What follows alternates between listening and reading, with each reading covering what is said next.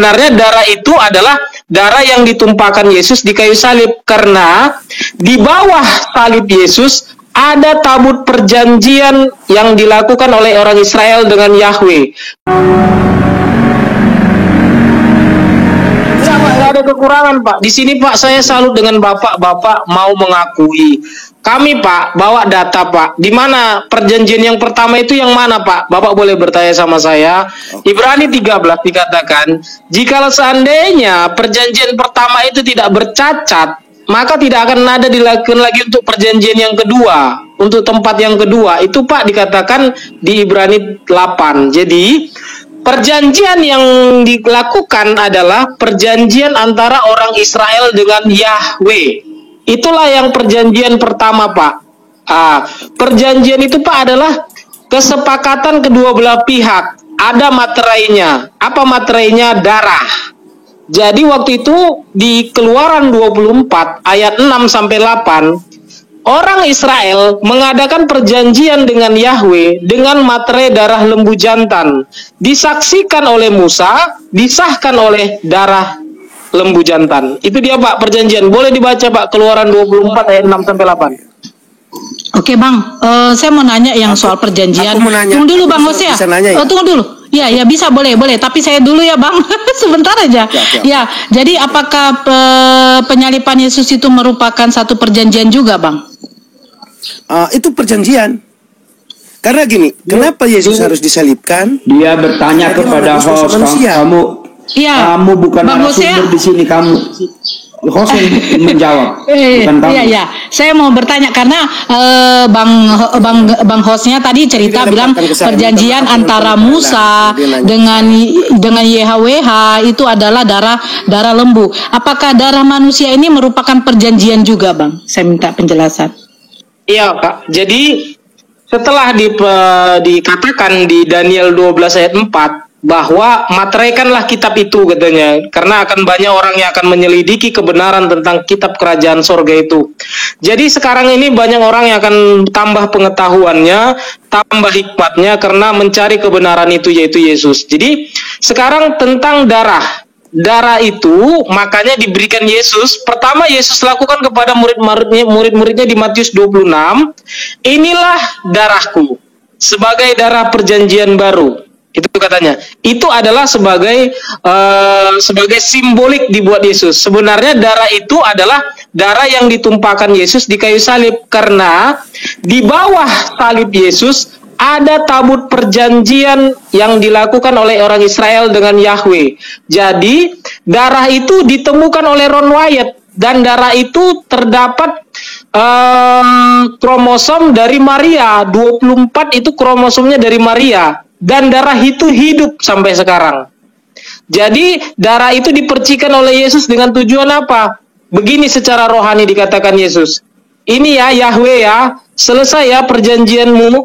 Aku sudah membayar, sudah menebus orang Israel. Itu tertulis di Galatia 4 ayat 5. Boleh dibaca, Kak? Bang, terus yang saya mau tanya, apakah berarti darahnya Yesus, penyalipan Yesus itu antara perjanjian YHWH dengan bangsa Israel? Betul, Bang? Gimana tadi katanya, Kak? Darah Yesus itu dicurahkan itu untuk perjanjian, untuk menggenapi perjanjian atau menuntaskan perjanjian antara bangsa Israel dengan YHWH. Yesus membayar, menebus, karena mereka tunduk di bawah hukum Taurat Yahweh. Karena hukum Taurat itu mengandung kutuk dan dosa, makanya Yesus membayar supaya mereka lepas dari situ, Kak. Udah. Oke, berarti bukan untuk menebus dosa semua manusia ya, Bang ya? Oke, kita kembali lagi, Kak. Kita Kakak boleh bacakan nggak untuk saya Matius 18 ayat 21 dan 22, Kak? Kalau ada yang bisa membuka, saya pakai satu perangkat aja, Bang, maaf, karena saya di tempat jualan. Ya, berbunyi bagaimana, Bang? Ya.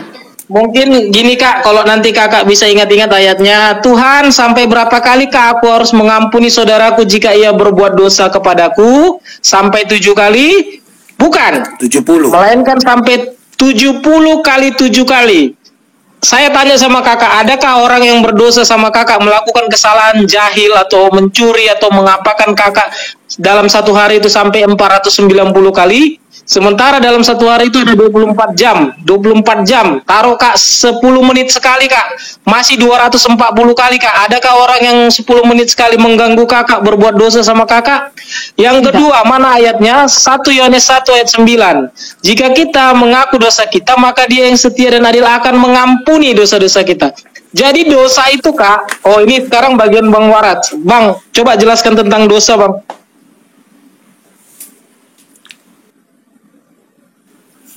Bang Waras? Halo Bang Waras?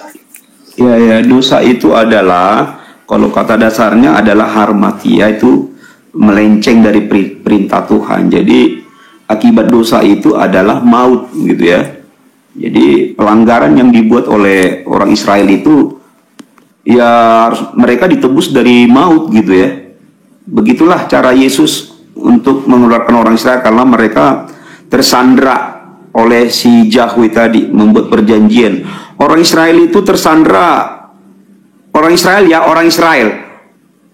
itu tidak ikut ya si Nuh, si Abraham tidak ikut itu. Mereka bukan orang Israel, ya. Orang Israel itu yaitu di zaman Yakub ya, Yakub jadi. Nah, di sanalah tenar namanya Yahweh yang diperkenalkan oleh si Musa. Jadi batas daripada Yahweh itu di zaman Musa, bukan di zaman Nuh, bukan di zaman Abraham.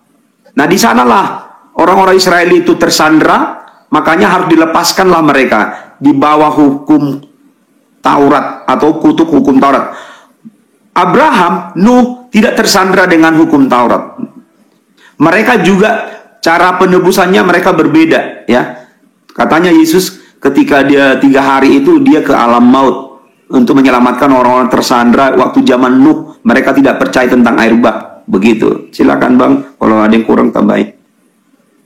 Jadi begini kak. Jadi yang ditebus adalah mereka yang takluk kepada hukum Taurat. Hukum Taurat itu ibarat utang kak. Jadi Yesus menebus mereka.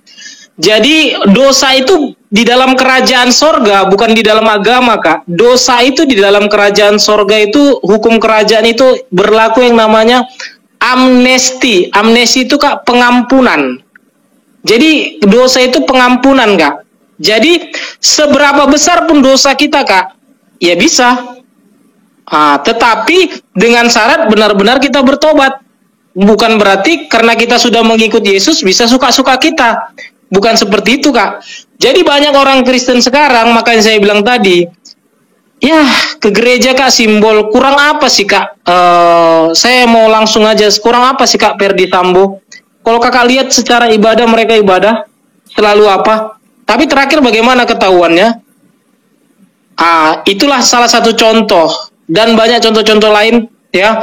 Banyak ya menggunakan gereja sebagai simbol. Kalau kakak bercerita dengan orang-orang yang sudah melayani bahkan sampai ke Jerman, ke Swiss, sampai ke luar negeri, bagaimana kelakuan para hamba-hamba gereja di sana, mungkin kakak nggak akan percaya gitu. Jadi gereja yang diminta Yesus itu sebenarnya bukan gereja ya. Sebenarnya rumah Tuhan yang diminta Yesus itu adalah tubuh kita. Tubuh kita ini benar-benar untuk menjadi bait Tuhan gitu kak. Makanya di Kisah Para Rasul 7 mulai ayat 45 sampai 50 apa katanya di situ? Rumah apakah yang engkau dirikan bagiku? Bukankah bumi ini ciptaanku, kata Tuhan.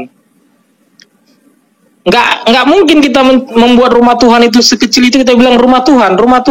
Bukan. Manusialah yang memberikan asumsi seperti itu, Kak.